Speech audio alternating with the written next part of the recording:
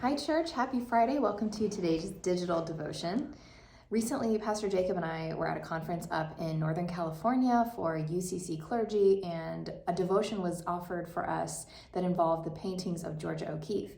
And so Jacob and I have been talking about her a lot lately, and the other night we were on a walk during sunset, and it reminded me of some of the things we talked about with Georgia O'Keeffe at this conference.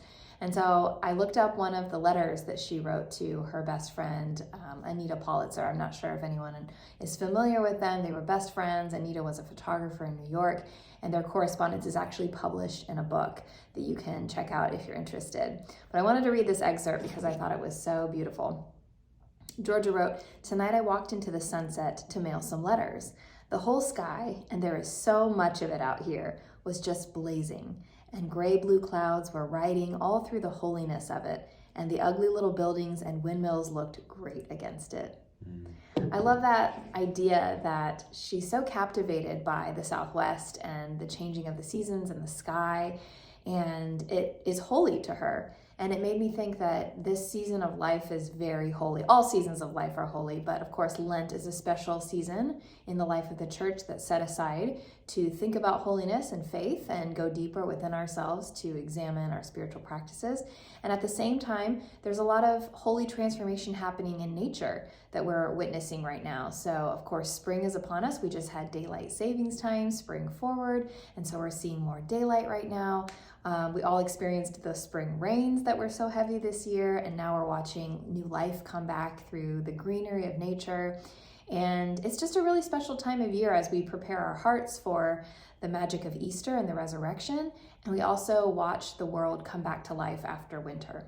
Yeah, Bible is so full of references agriculturally to these periods of growth or regrowth, of being able to plant seeds or even to watch something die only to rise again. And so this is a wonderful time of the Christian calendar for us to take stock of what parts of us do we need to let go of in order for something new to grow. And I think that's always an important part of Lent. And what new seeds do we need to plant? We talk a lot about not only giving something up during Lent, but to take something on.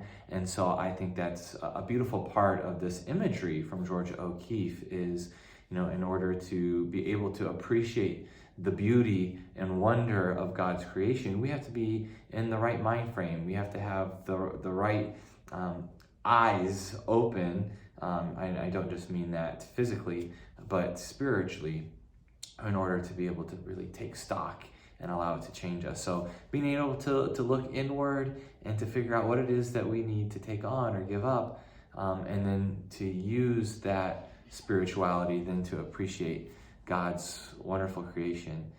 We hope that you take a moment of that. Yeah, so all of this to say, Easter is rapidly approaching, and so I hope that you all take these last few weeks of Lent, and if you're still looking for ways to connect with God and to go a little bit deeper with your spirituality, get outside, especially take advantage of this extra light we have and go out in nature and just be in awe of what you see. Absolutely. I think that's a great way to connect.